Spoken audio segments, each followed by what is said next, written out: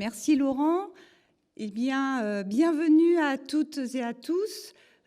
Toute l'équipe du projet Génie est vraiment très heureuse de vous accueillir aujourd'hui donc dans ce très beau site de la BNF, dans ce bel auditorium. Et donc, on va commencer cette journée par une présentation donc, du projet Génie pour que vous sachiez mieux ce qu'il y a derrière donc, ce logo Génie. Donc, Génie signifie jumeaux d'enseignement numérique immersif et interactif. Donc, c'est un projet qui rentre dans le cadre des projets DEMO-ES, démonstrateurs de l'enseignement supérieur. Donc, suite à un programme lancé par France 2030, et puis la gestion de ce programme et notre partenaire, c'est l'ANR. Donc voilà, j'en profite pour remercier France 2030 et puis l'ANR de leur soutien. Et puis, comme le disait Laurent, donc en fait, derrière le projet Génie, il y a beaucoup de personnes. Donc, vous voyez à peu près 120 contributeurs qui sont actifs dans ce projet. Donc, on l'a dit, 4 partenaires, donc 3 écoles d'ingénieurs, 3 écoles qui forment donc des scientifiques et des futurs ingénieurs qui vont travailler dans l'industrie, donc Arts et Métiers, le CESI et le CNAM, et puis tout le soutien technique du CEA. Donc, c'est un projet de 3 ans. Et aujourd'hui, donc, on est à peu près à 18 mois du projet et donc on peut commencer à vraiment diffuser à un plus large public les premiers résultats. Alors, quelle est l'idée de départ de ce projet Génie ? C'est de se dire que d'un côté, on a des jeunes qui sont très à l'aise avec les écrans. Certains sont même déjà très à l'aise également avec les milieux immersifs grâce aux jeux vidéo. Et puis, de l'autre côté, nous avons des industries qui, elles aussi, développent de plus en plus d'outils de type jumeaux numériques pour être plus agile, plus performante. Et donc, l'idée, c'était de se dire, comme nous formons des scientifiques et des futurs ingénieurs, eh bien, pourquoi pas combiner ces deux aspects et donc former via les jumeaux numériques. Et ça va nous apporter tout un tas de nouveaux moyens d'apprentissage, des innovations donc pédagogiques dont on parlera tout à l'heure, et puis former aux jumeaux numériques, puisque ce sont des outils que nos étudiants vont retrouver demain dans l'industrie.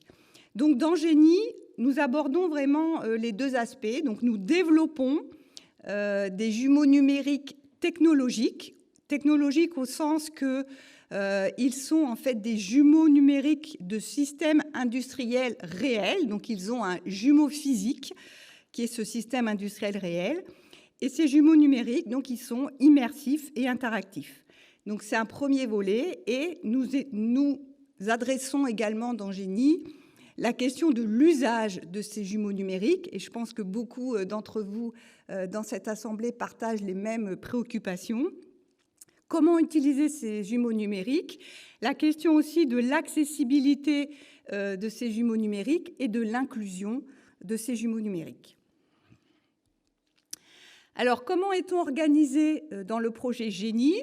Nous avons 4 work packages, donc portés par chaque fois un partenaire différent. Donc, le premier work package s'intéresse à comment utiliser les jumeaux numériques dans la formation, avec tout un état de l'art et également des enquêtes faites auprès de ceux et celles qui veulent utiliser les jumeaux numériques, qu'est-ce qu'ils en attendent. Vous avez ensuite le premier work package qui est porté par Solveig Fernagu du CESI.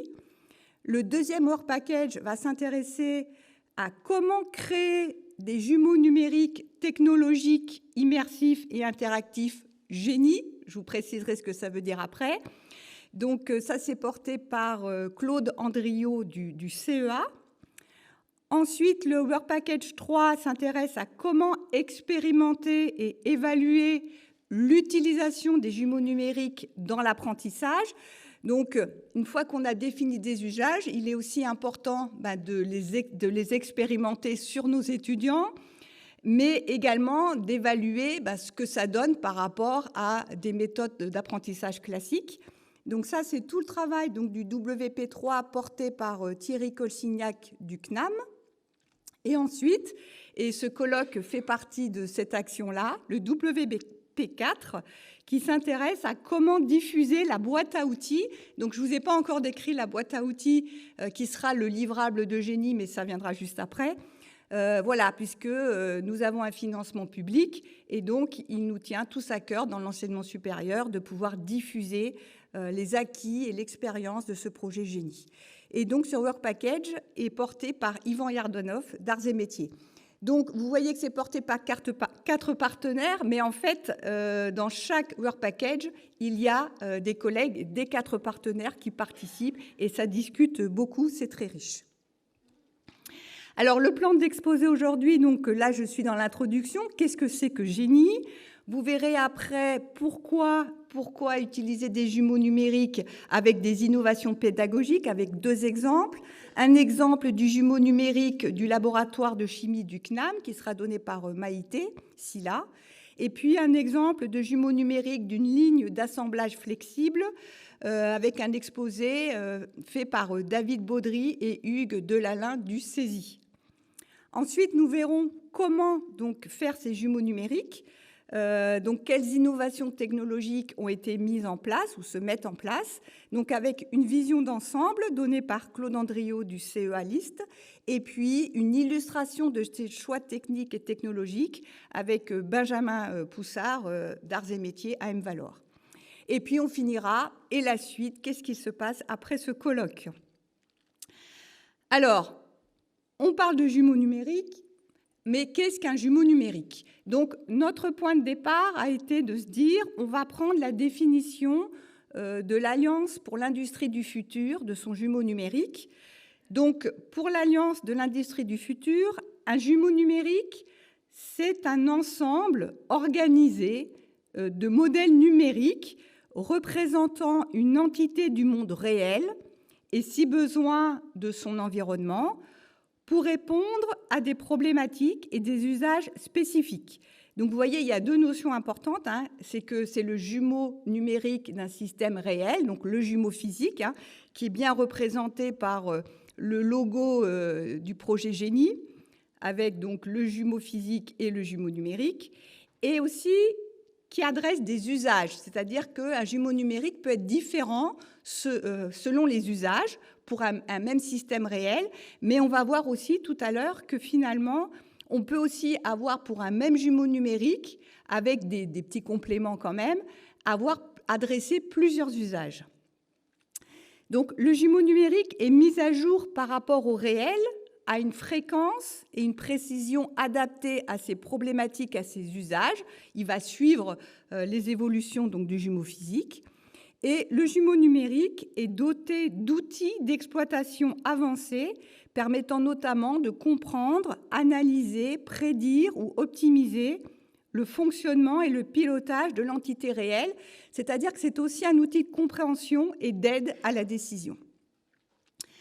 Alors, dans Génie, on a donné une définition technique de notre jumeau numérique, puisqu'on voulait les développer. Et donc, ce jumeau numérique dans Génie repose sur 4 piliers. Donc, vous avez ici le jumeau physique réel. Vous avez tout d'abord le premier pilier qui consiste à représenter le jumeau physique par une maquette 3D virtuelle. Ensuite, dans ce jumeau numérique, dans cette représentation 3D, on va ajouter des modèles physiques, donc simplement au début de la cinématique, des mouvements, une porte qui se ferme, de la mécanique, l'effet de la gravité quand un objet tombe, et puis de plus en plus des modèles plus complexes comme des modèles thermiques, des modèles de mécanique des fluides, etc., pour représenter le phénomène physique. Ensuite, il y a le troisième pilier, c'est l'interaction. Le jumeau numérique va interagir avec un opérateur, un apprenant. Donc, il va interagir via des écrans, des tablettes ou un casque et des manettes de réalité virtuelle. Et enfin, le quatrième pilier, c'est la connectivité, c'est-à-dire qu'il y a une interaction automatique entre le jumeau numérique et le jumeau réel. À titre d'exemple, donc si vous avez une ligne d'assemblage avec la programmation des mouvements d'un robot, eh bien on peut directement rentrer ça. Ces données-là, on va les mesurer sur le système réel et on va les transférer au jumeau numérique qui va ensuite faire cette simulation. Inversement, si on optimise les mouvements du robot, en réalité virtuelle, on peut ensuite retransférer le schéma optimisé au jumeau réel. Voilà, donc à titre d'illustration, donc vous avez ici, alors vous entendez le bruit, c'est une coquilleuse de fonderie qu'on a sur le campus Arts et Métiers d'Angers. C'est une fonderie par gravité, donc vous avez le système qui bascule pour que le métal fondu s'écoule par gravité. Et vous avez ici donc l'équivalent en virtuel. Donc vous allez également voir voilà, le système qui bascule. Et si vous voulez aller plus loin, on peut même voir, donc ça c'est l'objectif pour nos élèves, en temps réel, on peut aller regarder l'écoulement du métal fondu dans le moule et voir s'il va s'écouler et remplir tout le moule ou s'il va y avoir une solidification prématurée qui empêche ça et ensuite améliorer le procédé. Donc si vous voulez tester ce jumeau numérique, ce sera un démonstrateur que vous aurez la possibilité de tester à l'heure du déjeuner. Alors au total, on a en fait une quinzaine de jumeaux numériques dans Génie que nous développons. Donc vous voyez, il y a quand même un certain nombre, ce qui explique pourquoi il y a beaucoup de contributeurs. Donc on a 3 jumeaux numériques autour des lignes d'assemblage flexibles, donc une au CESI et puis 2 aux Arts et Métiers, campus de Bordeaux, campus de Lille. On a un jumeau numérique lié à l'usinage sur le campus de Cluny aux Arts et Métiers, un jumeau numérique de déroulage du bois au campus de Cluny d'Arts et Métiers, un jumeau numérique d'une presse de forge donc sur le campus de Metz, Arts et Métiers, un jumeau numérique d'un laboratoire de chimie au CNAM, un jumeau numérique d'une voiture électrique également au CNAM, un jumeau numérique de construction et de démantèlement d'installations nucléaires au CNAM, un jumeau numérique d'avion, d'une aile d'avion au CNAM également, un atelier de turbomachine sur le campus de Paris d'Arts et Métiers, 2 jumeaux numériques en fonderie, donc à Angers et puis à Aix-en-Provence des Arts et Métiers, et puis un jumeau numérique d'un atelier de fabrication additive au CESI. Donc voilà, beaucoup d'interactions et avec un protocole de communication entre le jumeau physique et le jumeau numérique. Alors, donc ça, c'est la définition de technique du jumeau numérique. Dans la réalité, et c'est ce qu'a montré les travaux du WP1, c'est qu'on utilise en fait tout un continuum de jumeaux numériques, continuum défini par rapport aux interactions que va avoir l'objet physique et l'objet numérique. Donc, suivant le degré d'interaction, par exemple, s'il y a un lien entre le jumeau physique et le jumeau numérique, mais qui n'est pas automatique, mais ils s'enrichissent l'un l'autre, mais le lien n'est pas automatique, on va appeler ça un digital model. Et ce que j'ai défini tout à l'heure avec les 4 piliers, c'est ce qu'on va appeler un digital twin. Et en fait, ce niveau d'interaction, nous-mêmes, on se rend compte, quand on commence à le déployer pour nos étudiants, on utilise aussi tout un continuum de jumeaux numériques. Alors, les travaux du WP1 se sont évidemment intéressés tout d'abord à ce qui se passe dans l'industrie, comment l'industrie utilise les jumeaux numériques. Donc, par exemple, faciliter la conception en amont, rendre possible la maintenance prédictive, détecter des anomalies. Je ne vais pas tout décrire, mais vous aurez cet après-midi donc 3 industriels, donc de Stellantis, Safran et de Renault, qui viendront témoigner à la 2e table ronde sur voilà, comment ils utilisent les jumeaux numériques, eux, dans l'industrie. Et les travaux du WP1 donc sur les usages, en fait, ont donné lieu à la publication, à la rédaction d'un livre blanc. Et donc, une première version est déjà disponible en cliquant sur ce lien-là, et donc va s'enrichir petit à petit avec toute l'expérience que nous aurons de nos propres jumeaux numériques. Alors, ce qui est intéressant de voir, c'est, puisque nous, on s'intéresse plus particulièrement à l'enseignement, c'est quand on fait une étude documentaire, en fait, on se rend compte que si on tape le mot jumeaux numériques, on a plus de 4000 articles qui ressortent. Par contre, si on rajoute le mot enseignement, eh bien, on en a moins de 30. Et il y en a beaucoup, dont beaucoup ne sont pas sur l'aspect immersif interactif, mais aussi beaucoup sur le machine learning. Donc, il y a une littérature très pauvre. On voit qu'on n'en est qu'au début. Et donc, il y a vraiment un travail à faire sur l'utilisation de ces jumeaux numériques. Alors, le WP1, en regardant l'état de l'art, mais aussi en s'enrichissant des premières expériences et des envies des enseignants à droite à gauche, a défini donc tout un tas d'enjeux pédagogiques, comprendre un phénomène complexe. On dit aussi parfois voir l'invisible. Donc, c'est par exemple voir l'écoulement d'air sur une aile d'avion.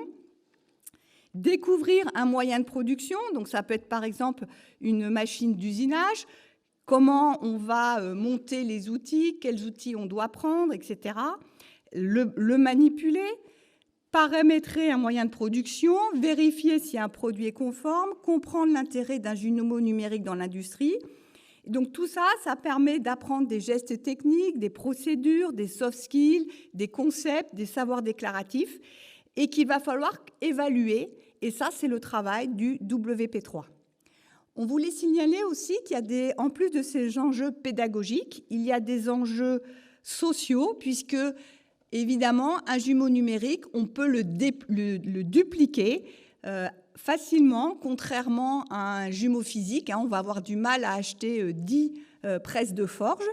Et donc, c'est un moyen aussi de rendre plus accessibles des moyens de production lourds à un plus grand nombre d'étudiants. Et puis, on peut apprendre sans risque, tester des conditions extrêmes de manipulation, apprendre les gestes de sécurité. Si on se fait tomber sur soi un produit chimique, c'est pas grave. Donc, on a le droit aussi à essai-erreur, voilà, sans risque. Et c'est aussi un enjeu social important.